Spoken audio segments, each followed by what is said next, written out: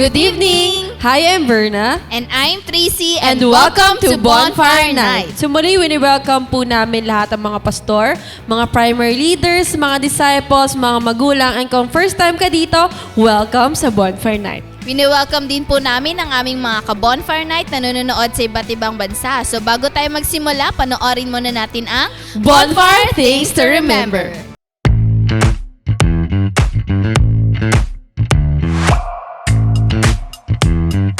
Here are your bonfire things to remember. Bring your notebook, Bible, and ballpen.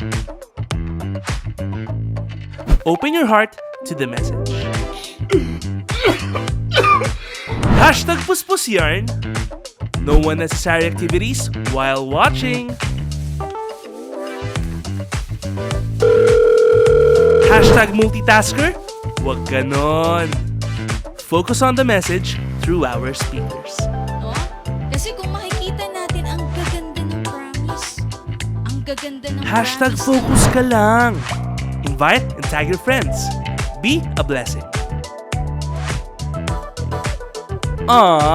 Hashtag friendship goals. Engage by sharing your thoughts and leave comments below. Respond to the message and take action. Oh, huwag kalimutan mga ka-bonfire ha. Paalam!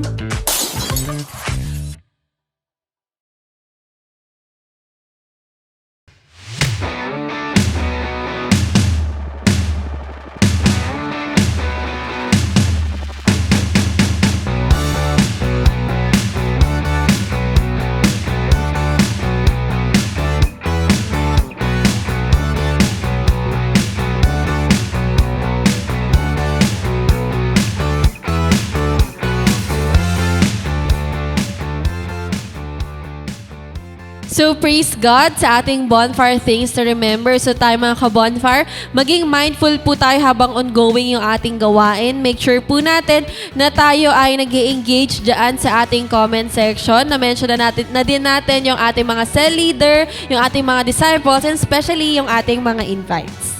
Amen to that. That's why let us all be excited. Kaya ni-encourage ko ang bawat isa na tayo po ay sama-samang tumayo at papurihan natin ang ating Panginoon together with our worship teams sa pamamagitan ng isang awitin.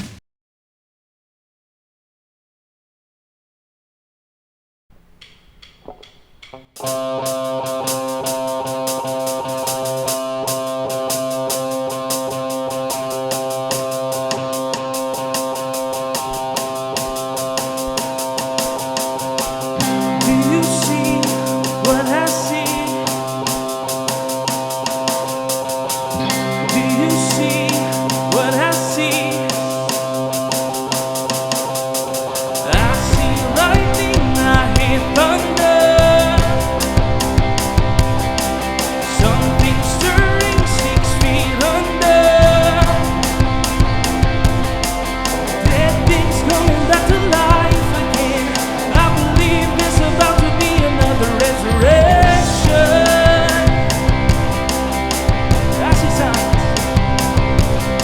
Oh, I see signs and I see wonders. I see bursts of living color. Dead things coming back to life again. I believe there's about to be another resurrection.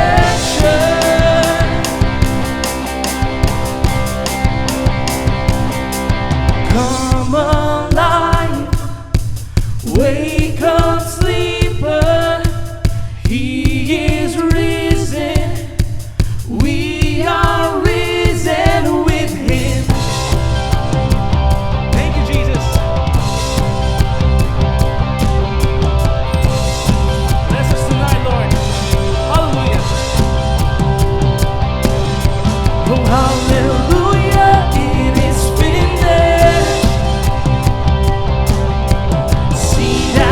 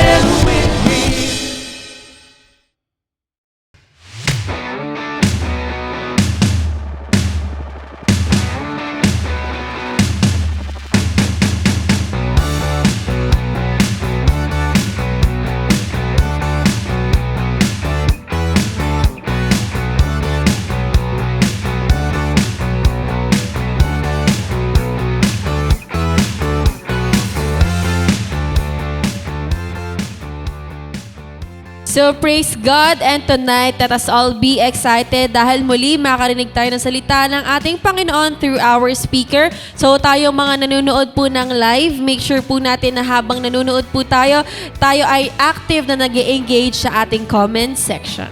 Amen to that as well. Let us ready our hearts and our minds sa message na mapapakinggan natin tonight. So for our speaker, she is one of the 144 leader under Annalise Net, a leader of leaders, a school of leaders 2 teacher, a professional, a loving wife, and mother. Let's welcome Auris Belardo.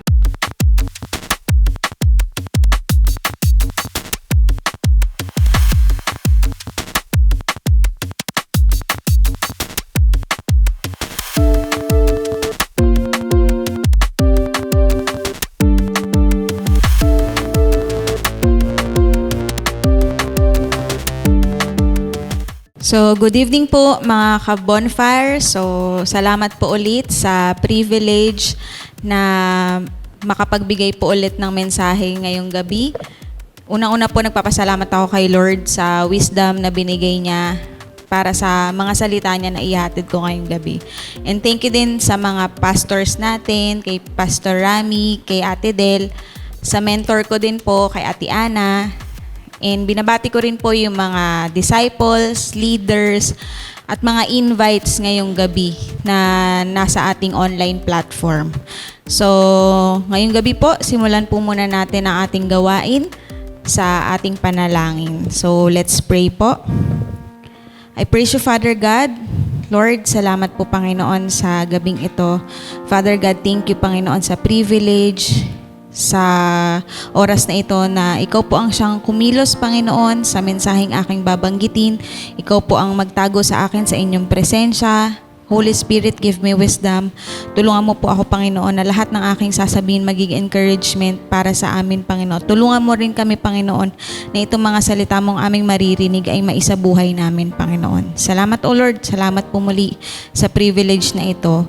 Kayo po ang maitaas ngayong gabi, buong gawain, Lord God, ikaw lamang, Panginoon, na mapapurihan. Ito po ang aking samot dalangin ng may pasasalamat. In Jesus' mighty name I pray. Amen and amen. Ayan, so samahan niyo po ako na buksan ng ating mga Bible na makikita siya sa Mark 16. Mark chapter 16 verses 15 to 18. Ayan, so sabi dito sa Magandang Balita Biblia, sabi dito sa verse 15, at sinabi ni Jesus sa kanila, humayo kayo sa buong mundo at ipangaral ang magandang balita sa lahat ng tao. Verse 16, ang sino mang sumasampalataya at mabautismuhan ay maliligtas, ngunit ang ayaw sumampalataya ay paparusahan. Ang mga sumasampalataya ay bibigyan ng kapangyarihang gumawa ng mga himala. Sa pangalan ko'y magpapalaya sila ng mga demonyo at magsasalita ng iba't ibang wika.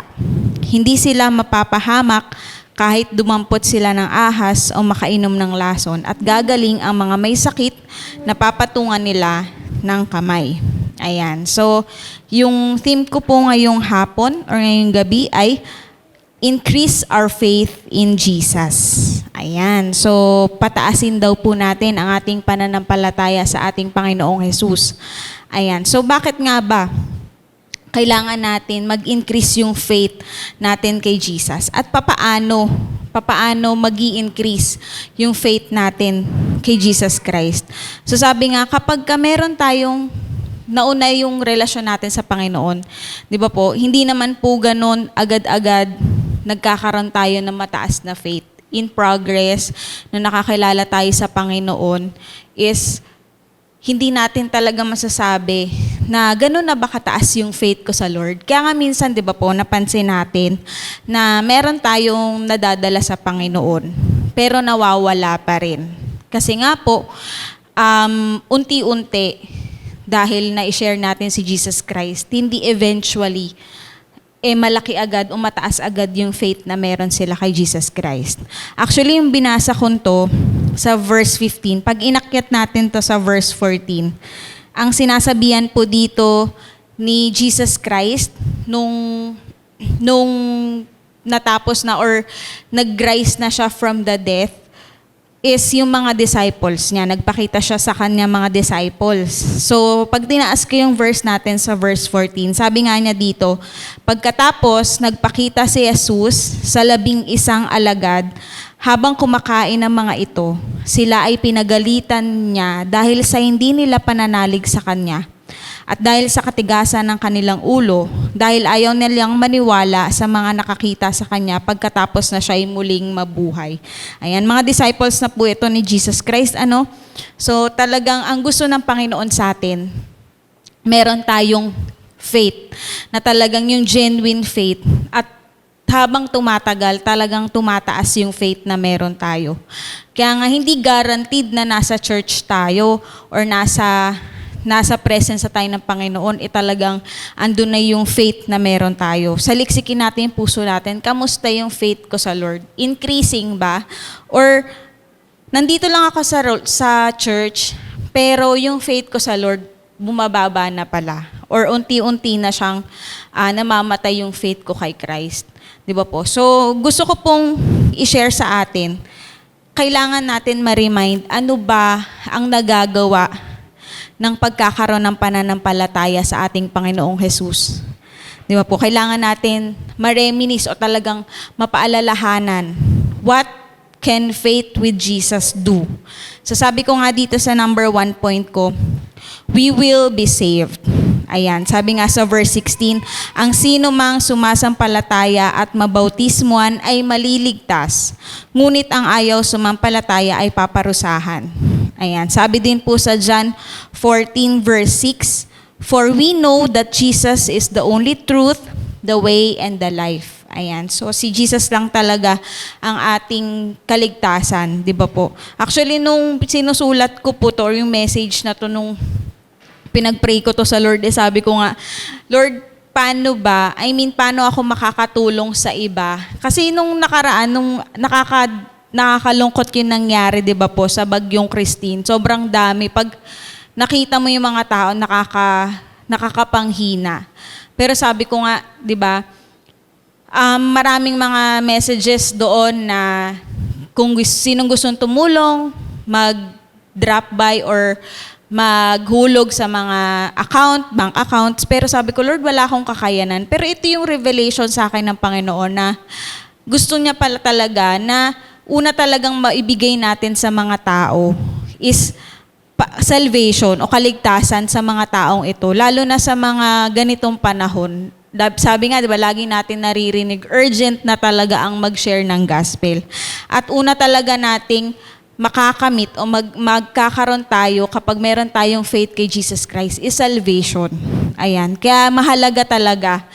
Nasabi nga dito, 'di ba, sa verse 15, humayo kayo sa buong mundo at ipangaral ang magandang balita sa lahat ng tao. Kasi ang kaligtasan lang makikita sa ating Panginoong Jesus. 'Di ba po? Hindi man natin sila matulungan financially. Sabi nga, 'di ba, I have no silver or gold, pero meron tayong Christ na makakatulong tayo sa mga taong ito, sa mga taong depressed ngayon, through sharing Jesus Christ.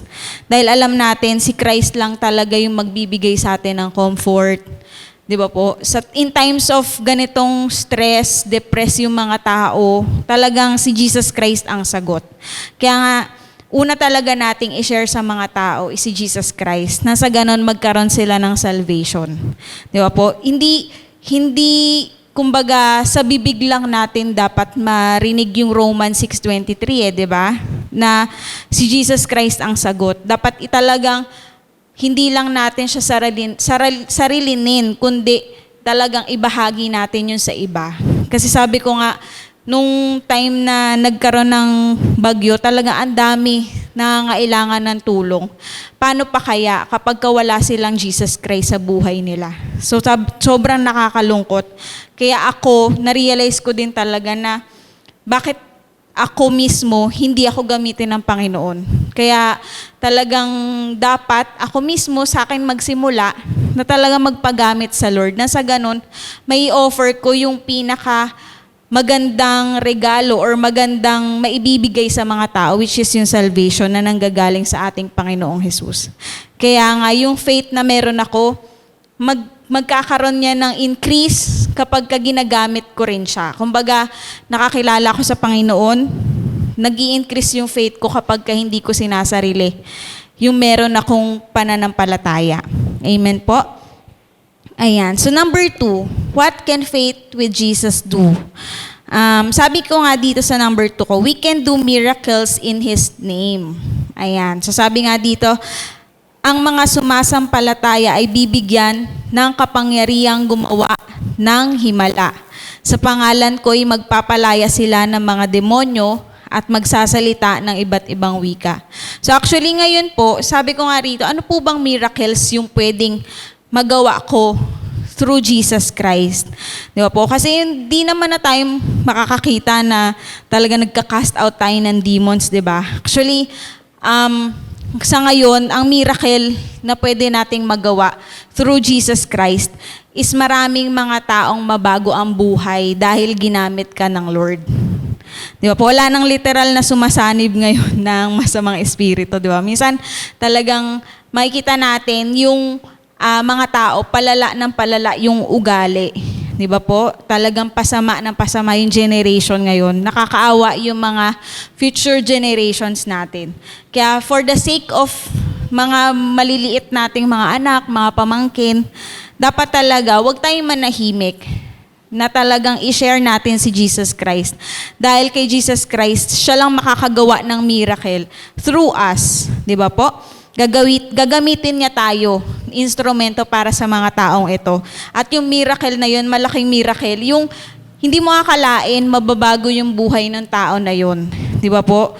Kaya nga walang tao na sasabihin natin wala na yung pag-asa kasi lulong na yan sa droga, lulong na yan sa masamang bisyo or sa alak. Walang imposible po sa Panginoon. Sabi nga, 'di ba, we can do miracles through His name.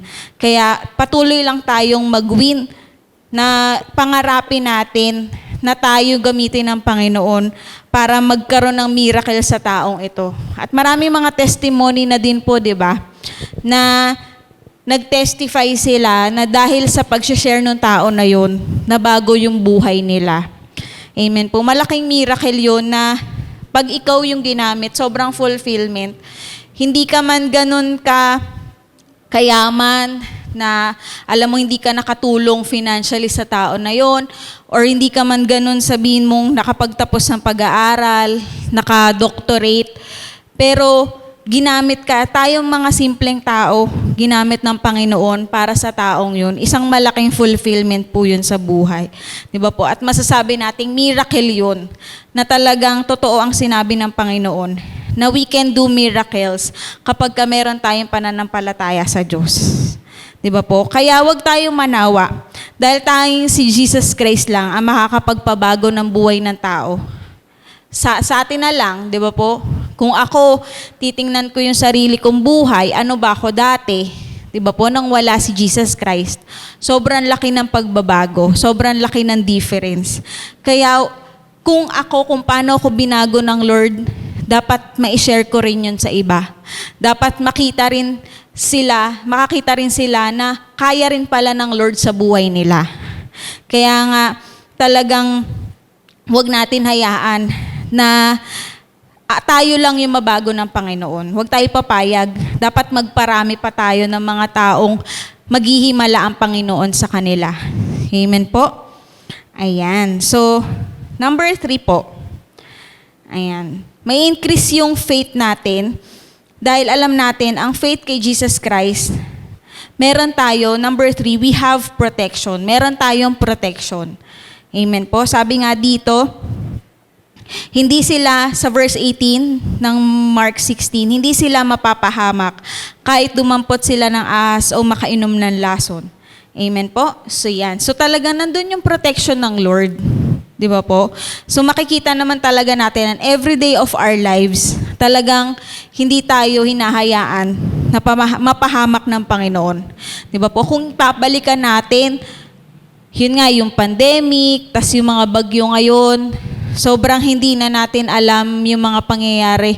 Sabi nga sa balita, hindi daw talaga binabaha ng ganun yung province ng Bicol, 'di ba? Pero first parang ilang taon na naulit na ganun sila naapektuhan ng dahil sa bagyo. Actually, sabi nga doon, yung Christine hindi pa siya super typhoon. So, paano na pag naging super typhoon yun, di ba po? So, pero dahil sa protection ng Lord sa atin, talagang nandito tayo po ngayon, di ba po? So, talagang hindi hahayaan ng Lord yung mga anak niya na mapahamak. Sabi nga 'di ba sa Romans 8 verse 31, if God is for us, who can be against us? So pagdating sa mga araw-araw nating ginagawa, meron mang tao na gusto tayong pababain or gusto tayong kumbaga ibaba or apakan or sabihin na nating siraan, 'di ba po? Hindi tayo magpapaapekto sa mga taong ito. Dahil alam natin yung protection sa atin ng Lord, God is on our side. Kapag ginagawa natin ang kalooban ng Panginoon, pag busy tayo mangaral ng salita ng Diyos, wala na tayong panahon sa mga taong may mga negative pagdating sa atin. At alam natin, we are protected kahit ano man, lalo na ngayon, may mga sakit karamdaman man, madapuan man tayo, di ba po? Kasi hindi rin naman tayo exempted dahil nandito pa tayo sa mundo. Talagang madadapuan pa rin tayo ng sakit. Pero, yun nga po, andun yung protection sa atin ng Lord. Di ba po? Na hindi tayo hahayaan ng Lord na manghina. Kaya nga, patuloy lamang tayong magkaroon ng pananampalataya sa ating Panginoon. Na ano man din ang pagdaanan natin. Alam ko, minsan sa atin, meron tayong pinagdadaanan ng mga struggles. Di ba po? Meron tayong mga pagsubok, iba-ibang pagsubok. Pero ito yung tatandaan natin.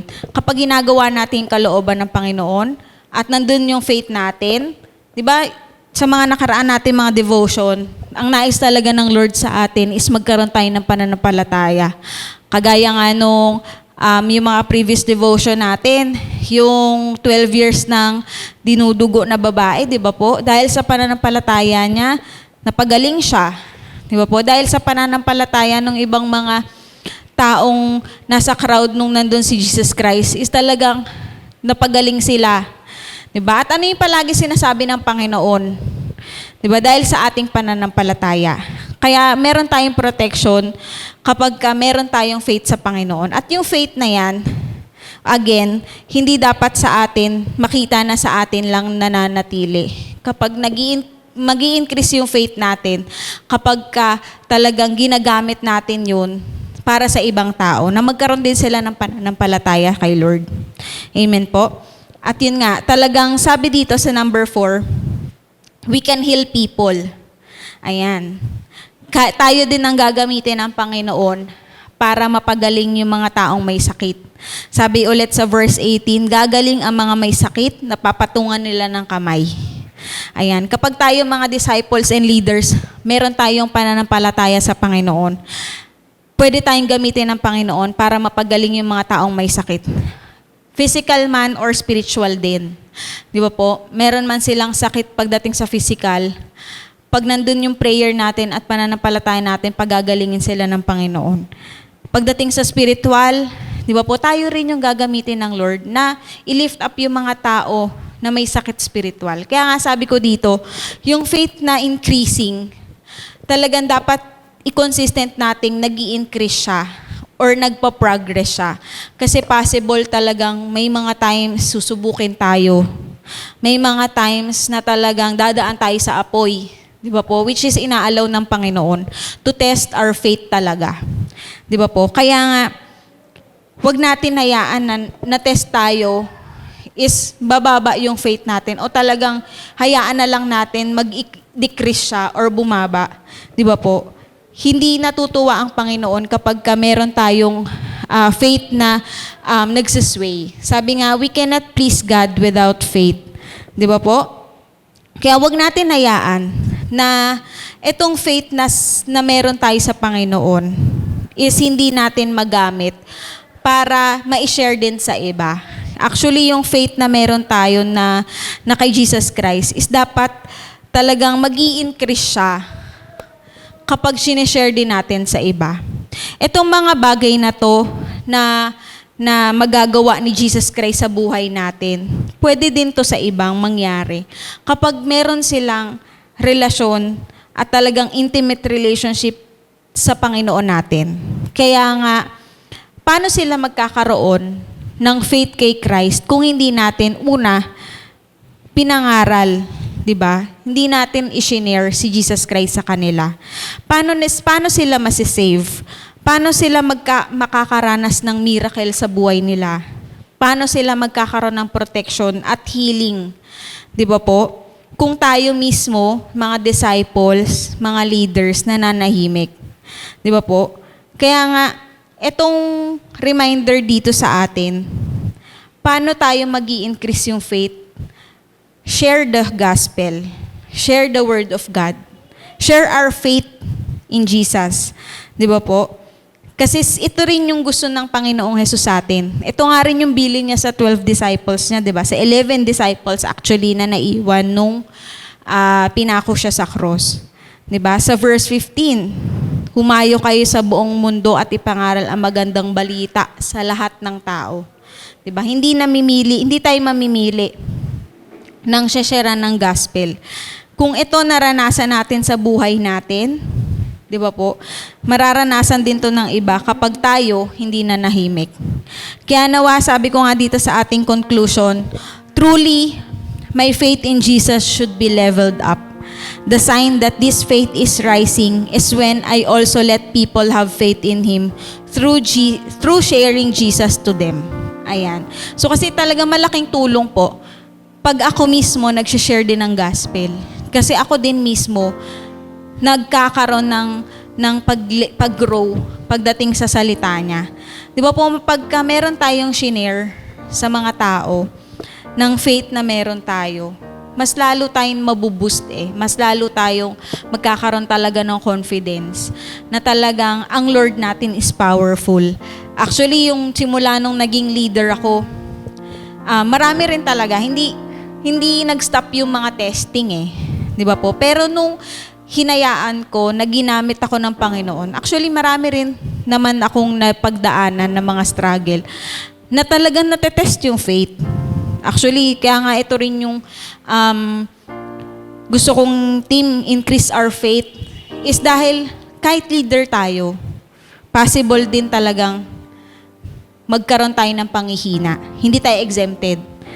Kaya dapat talaga ang aim natin, increasing, progressive, nagpo-progress tayo, umuunlad tayo. Kasi as time goes by, talagang i-test tayo ng ating Panginoon.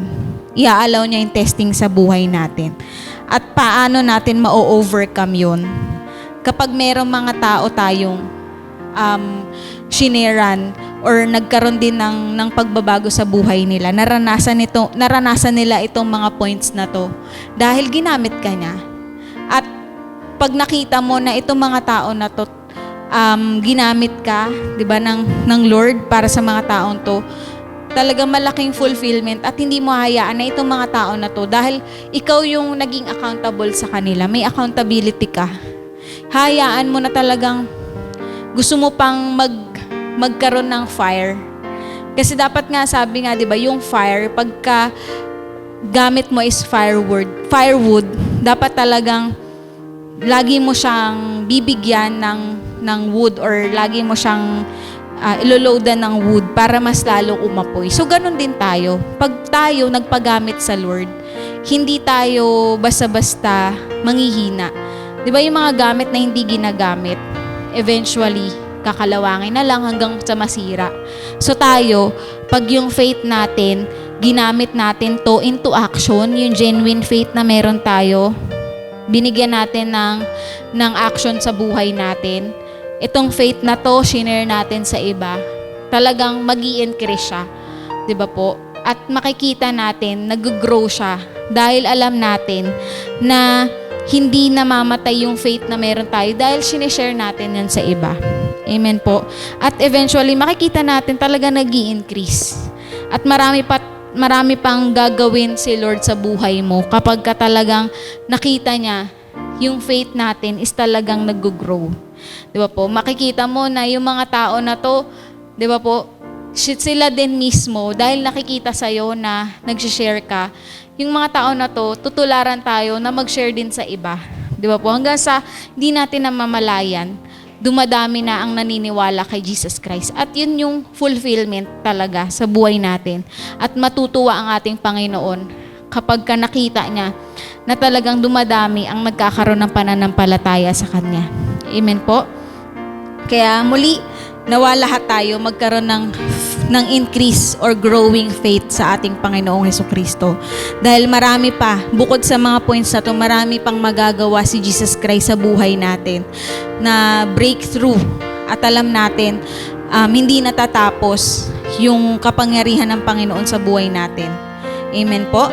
So yun lamang po. Salamat po sa mga nandito sa ating platform na talagang hanggang matapos ay hindi tayo iniwan, na talagang nakikinig sila. So, praise God po. So, tayo po ay mag-closing prayer. So, let's pray. I praise you, Father God. Lord, thank you, Panginoon, sa gabing ito. Salamat po, Father God, sa mga salita mo, Panginoon. Natunay nga, Lord, help us, Panginoon. Yung faith namin, Panginoon, ay patuloy na nag-grow. At mag-grow lamang ito, Panginoon, kapag meron kaming desire na talagang magpagamit sa kingdom mo, Panginoon. And Lord, nawa, tulungan mo kami na yung mga taong gusto naming mabahagi na ng inyong magandang balita, Panginoon. Nawa, tulungan mo kami, gamitin mo para sa kanila at na makatanggap sila, Panginoon, ng salvation, Panginoon, mula sa inyo. Salamat, O God, sa patuloy na pagkilos mo sa aming buhay, sa protection mo, sa miracle na patuloy mong binibigay sa amin, at lalo-lalo na, Lord, sa kagalingan sa aming mga sakit karamdaman, Panginoon, at kalakasan physically, Panginoon. Salamat po, Panginoon. Ikaw po ang siya maitaas sa gabing ito. Salamat po muli, Lord God, sa privilege na pinagkaloob mo sa akin, Panginoon. Ito po aking samat dalangin na may pasasalamat. In Jesus' mighty name I pray. Amen and amen. Praise God po. God bless.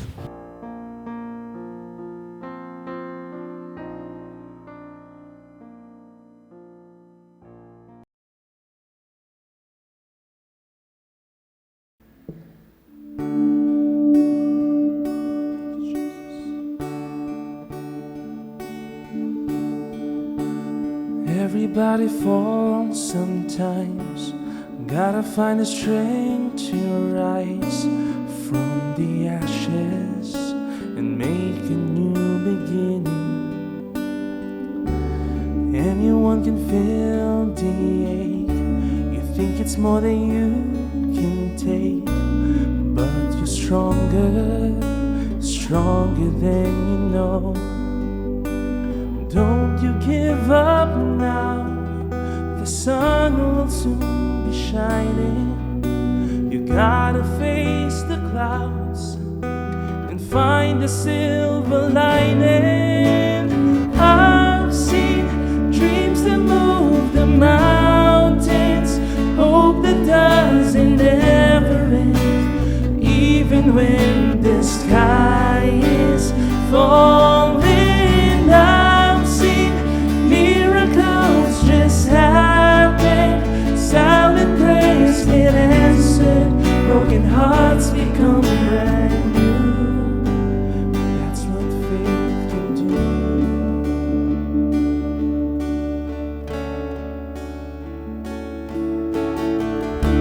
It doesn't matter what you've heard, impossible is not a word. It's just a reason for someone not to try. Everybody's scared to death when you decide to take that step out of the water, but it'll be alright. Life is so much more than what your eyes are seeing. You will find your way if you keep believing. I've seen dreams that move the mountains, hope that doesn't ever end, even when the sky is falling. I've seen miracles just happen, silent prayers get answered, broken hearts become brand new. That's what faith can do. Overcome the odds when you don't have a chance. When the world says you can't, it'll tell you that you can.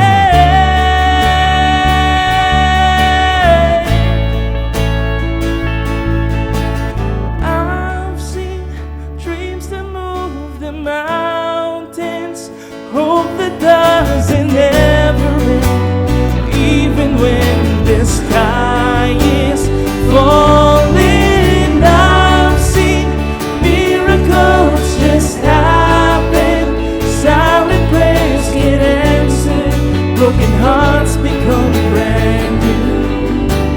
That's what faith can do.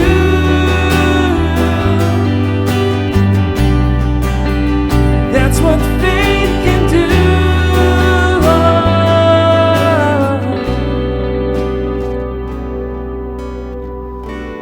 Even if you fall sometimes, you will have the strength to rise.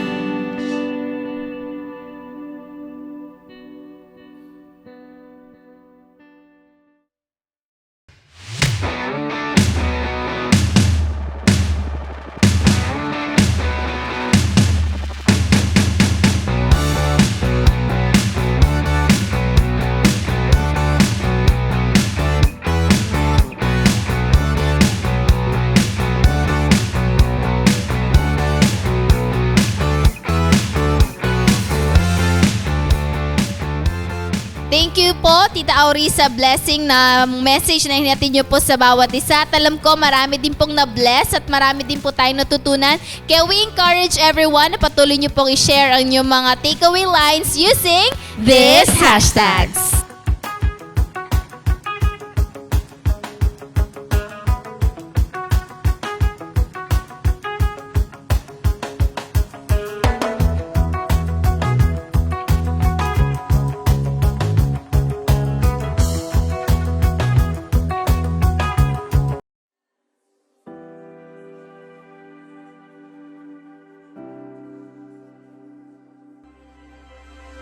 Kailan kaya muli sisikat, mag-emerge ang kaisipang disciple-making sa loob ng simbahan?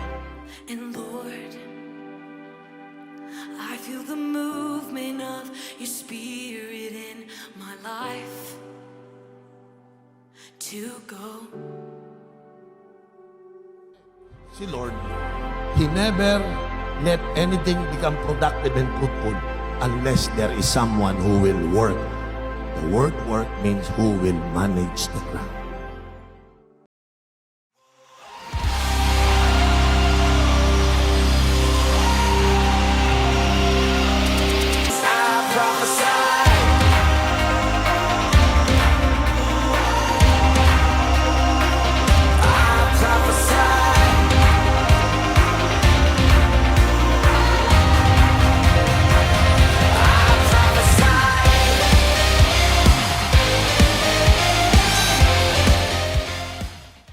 So, praise God and salamat po sa lahat na nakasama namin tonight. So, bago po tayo mag-end, i-remind lang po namin ang lahat na tomorrow na po yung ating Great Harvest event. So, gate opens at 4 p.m. po sa Villar Sipag. So, for more details po, i-message po natin yung ating mga primary leaders and kita-kits po doon tomorrow. So, bago tayo mag-end, so we remind everybody na patuloy niyo pong supportahan ng ating CJS Philippines Facebook page, ang ating CJS Philippines Bonfire Facebook page, yung ating YouTube channel, TikTok, and Instagram. Itong mga social media accounts po natin, let us maximize it all for God's glory.